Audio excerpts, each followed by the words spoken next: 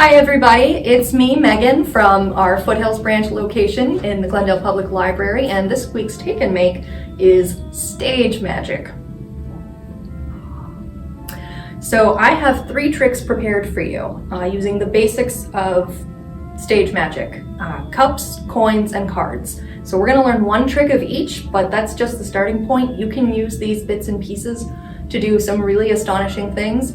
I learned most of these from books I found in my library, and I encourage you to check out the ones I've put on your instructions that accompany the kit because there are some fun things. Okay, so I'm just going to go in order of how they are in the instructions.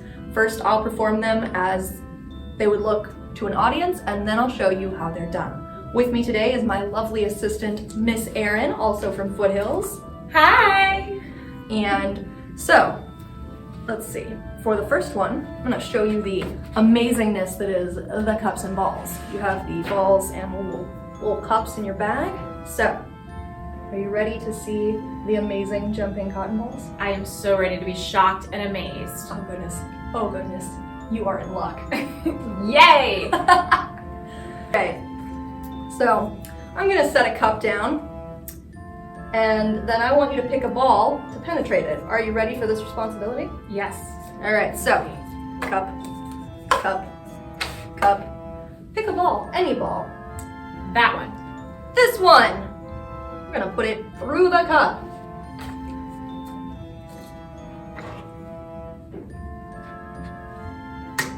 Whoa.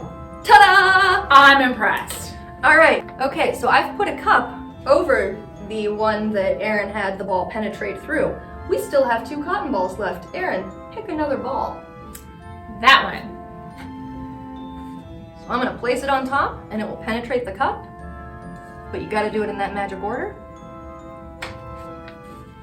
Whoa. This trick is fire. Yeah. Finally, we have 1 left. Are you ready? I'm ready. Pick a ball. That one! All right. Now, I think you should try waving the wand. Make that cotton ball penetrate the cup. Holy cow. There's Through 3 balls. the cup. So, that is the cup and ball trick. And that is actually the oldest recorded trick in human history. It goes back at least 4,000 years. It's easy to do, except for me. And there were some outtakes. It's easy to do, and it takes so much practice to do elegantly that it's considered the mark of a true magician. I recommend Penn and Teller's version that involves tinfoil and clear cups. It breaks all 4 rules of magic and got them kicked out of the Magic Union. Interesting. Empty container. Erin, is there anything in there? There's nothing in there. All right. Empty. Well, this happens to be a magic vessel. So when you pluck a coin out of thin air, because they're out there, this actually can retrieve them from that nowhere. And so go ahead and I'll show you how it's done just to give you a sense, and then we'll see how many coins you can pluck, okay? Okay. So I'm going to, there's 1. Okay, Erin, go ahead and try plucking a coin. Put it in there. Okay, and I'm gonna grab, I'm just gonna grab 3 just in case. There are now 4 coins. And that's how it's done. Miser's delight. And this is called the impossible card, and there are 2 ways to do it. I, the magician, will go through the steps, but if magic is real, presumably somebody who's not a magician can do the same thing. That's the hands-off variety, and we will show you how that's done too. Okay. This is your classic pick a card, almost any card. So I'm going to divide these into 3 stacks. These are the same cards you have in your kit. So these are 3 even stacks. It doesn't matter which, but to turn around. Pick the top card from any of these piles, look at it, show the camera, keep it in your mind, and then put it back down, okay?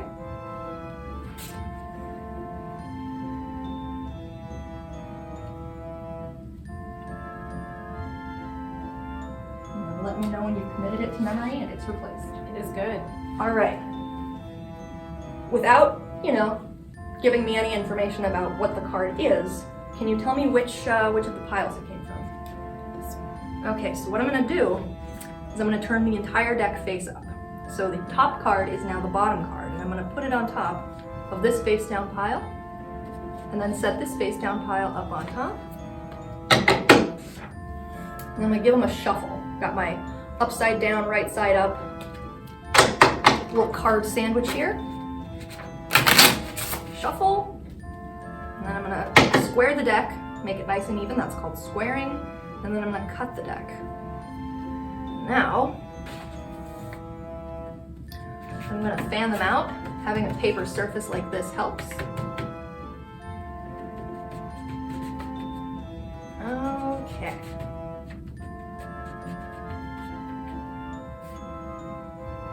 Do you see your card? Is it visible? Not that I can see. Okay. Now there are a lot of ways to discern which card is yours. I prefer the scientific approach to magic. So none of these is your card, correct? Nope.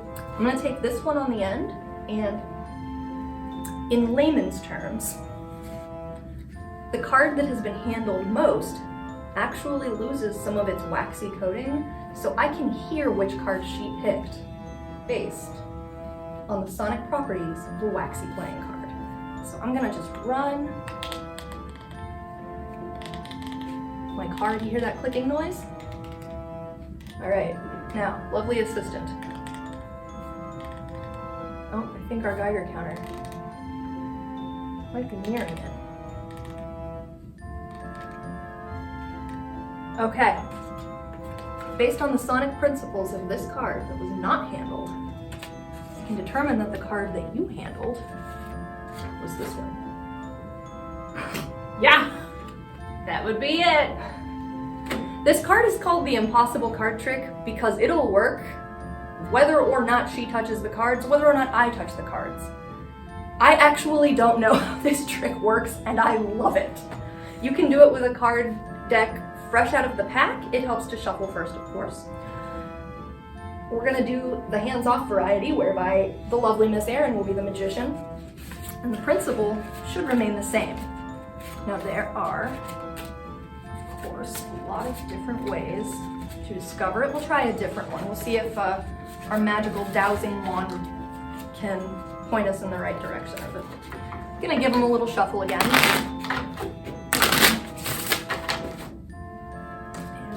Get back in there. The royalty's fleeing. It's a revolution. Alright. Okay, so this is the hands-off version, and I'm gonna use my wand. You have a wand too. Use it responsibly. Now, Miss Erin. Yes. Will you divide the deck into 3 approximately equal stacks? Yes.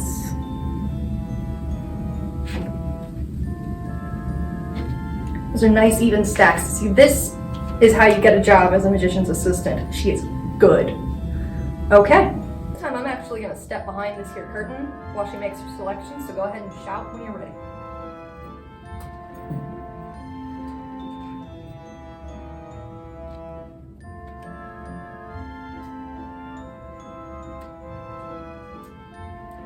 Megan! It worked! That's the magic word. Which pile did you pull from? Center. Always a classic. Okay, go ahead and face up. And put it on whichever pile you think it should go on. Ooh, finish the sandwich. Face up, face down sandwich, not an open face sandwich. Okay, so I'm gonna just adjust this because it was starting to fall. Go ahead and take half the deck off. Okay, now turn them inward and shuffle them as they are so that you're not changing the direction of either. Yeah. Now just give them a shuffle.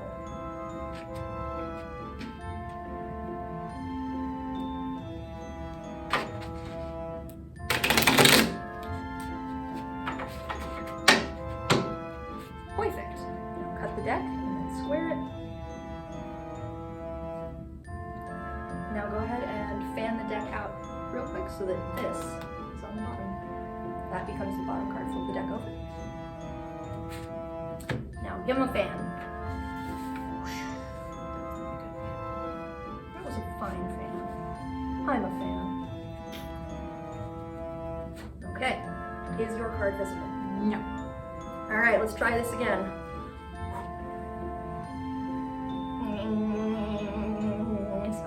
Sound effect. Okay, it's located something. Are you ready? I'm ready. So ready. Boop. Is this your card? That is my card. The impossible trick, hands-off variation, with the help of the lovely Miss Erin. Now you're gonna find out how we did it. It's like Clue, but hopefully nobody dies.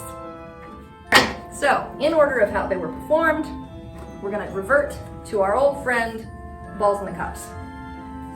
Now, when you set up the trick, you've got your 3 cups, and you've got these cotton balls. You may have noticed that your kit includes a 4th ball. So, this handy little nugget hides in the cup until you're ready to perform. When you've got your stack and you hold it just right, your audience cannot see the ball. Now move that. Spread these out a little. So, I am going to make one of these cotton balls jump through the cup. So I set my cups down, and I'm placing this cup over this ball in such a fluid motion that you can't see the other ball when I drop it. And then you have this one. That leaves your audience members free to pick either of the remaining cotton balls. Then you put that in there. That now becomes the next hidden ball. So you stack the cups and tap it or wave your wand or what have you. There were always 2 cotton balls there, but they don't need to know that. And basically you're just repeating this trick as it goes by adding cotton balls. So I have 2 more cotton balls. The audience only sees the remaining one. So I'm gonna set this one here.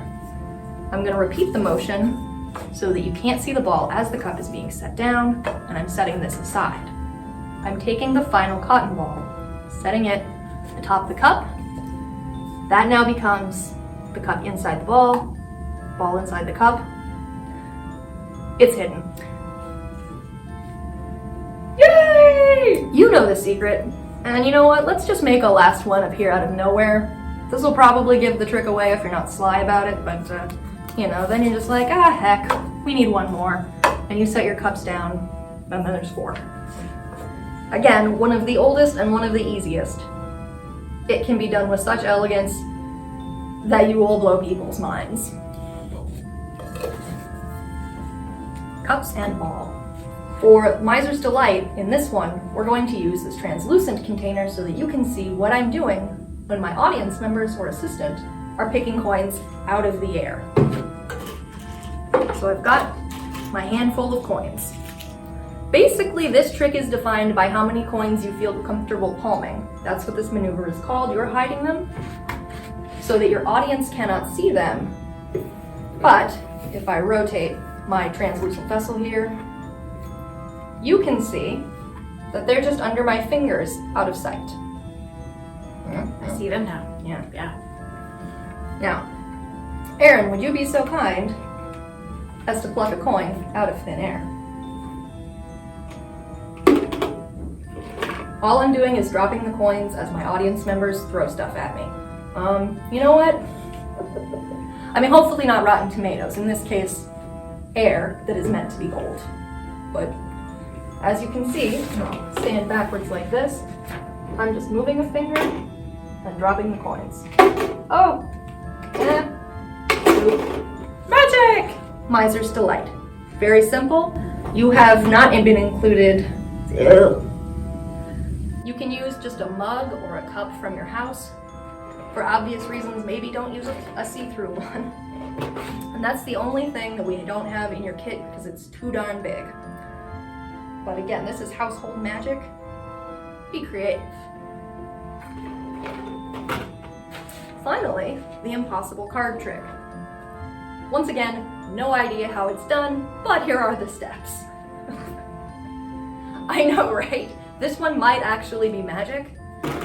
I've seen it in a couple of books, and every author basically says, If a mathematician can explain to me why this works, I would love to know, because we're all in the same boat. It works and we're just not really sure why. It's magic. Most of the steps were narrated in the hands-off variety, or variation of this trick. We're just gonna fill that in.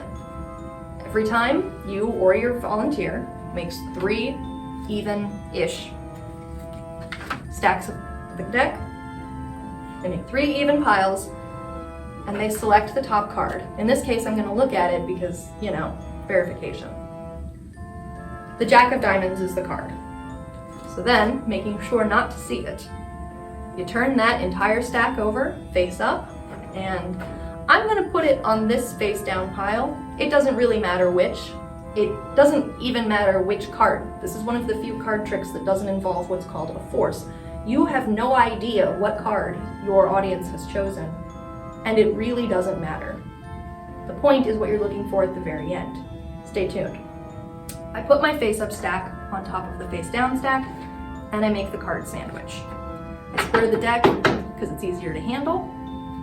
I split it kind of right down the middle for one shuffle, and one successful shuffle. And I like to do the little bridge, looks fancy. And then I cut the deck as evenly as possible and put it on the bottom. This doesn't really change the outcome of the trick. Once again, because of what we're looking for at the end, as long as you only do those steps once each, it doesn't change where the card is. Now this is the tricky part that you've got to watch out for. The face down cards are now going to be the face up cards. Pay attention as you're handling the deck, or as your volunteer is handling the deck, and instruct them clearly as I did. And now you do the fan. So remember, we're looking for the Jack of Diamonds. In the variation where I don't know what card she's looking for, that's why I ask, is your card visible? I know what we have to do in that event. We would reverse the fan and make up some magic patter excuse for why we have to do the fan twice. Now, since we both know we're looking for the Jack of Diamonds, I spread out all of the cards just to verify. And as expected, he's not here. That card is not visible. The cards that were face down are now face up, and there's going to be more of them. This is what we're looking for. It doesn't matter how you find them and how you announce that you're finding it. All that you're doing is looking for the first face down card immediately to the left of a string, an unbroken string of face up cards. It's usually at the extreme left or right of the fan. If you forget to cut the deck, sometimes it'll end up closer to the center. It doesn't matter.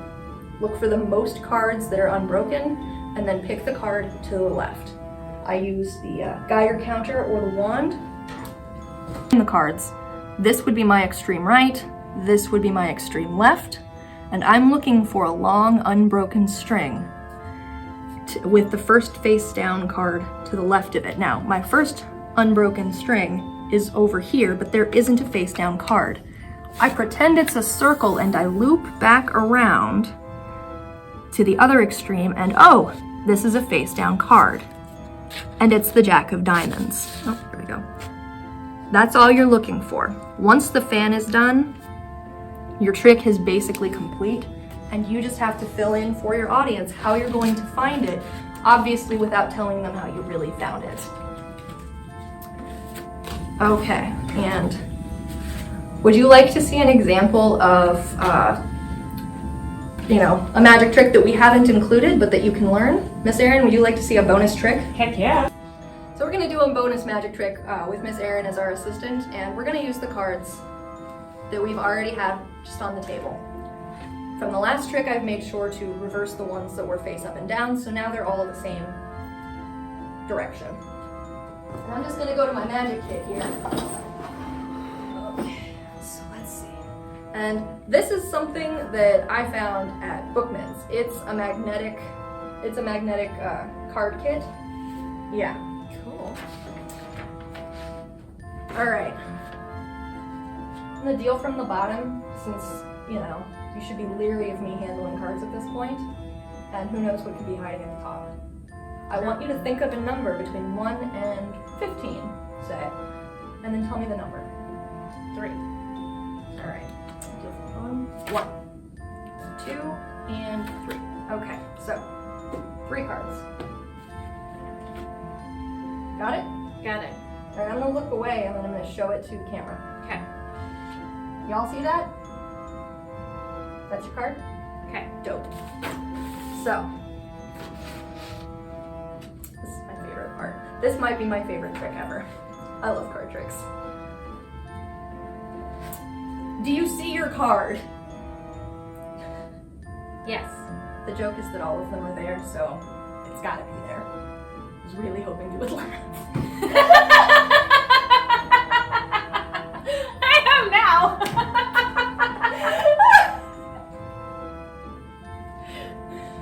All 52 cards are on this board.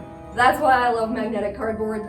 You can do this with poster from the store or a big piece of paper, but you have to have all 52. Okay, but seriously, let's try this again. Is that your card? Yeah. Oh, sorry. That's more worried about you cracking your head on the table. No, I got this. This has been Magical Meg and the Amazing Erin.